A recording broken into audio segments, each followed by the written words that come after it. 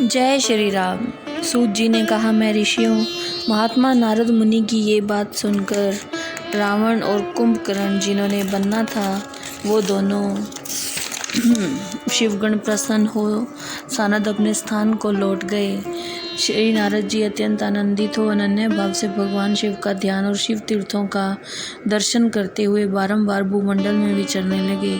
अंत में वे उनके ऊपर विराजमान शिवप्रिया काशीपुरी में गए, जो शिव स्वरूपणी और शिव को सुख देने वाली है।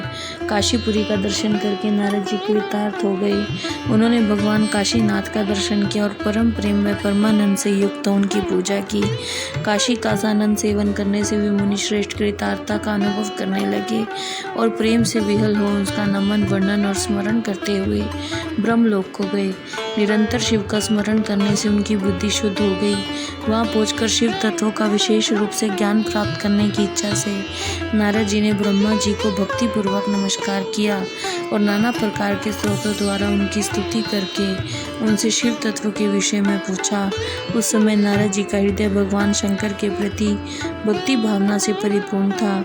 नारद जी ने कहा, ब्राह्मण पार ब्रह्म परमात्मा के स्वरूप को जानने वाले पिता मैं जगत प्रभु आपके कृपा प्रसाद से मैंने भगवान विष्णु के उत्तम महात्म्य का पूर्णतः ज्ञान प्राप्त किया है।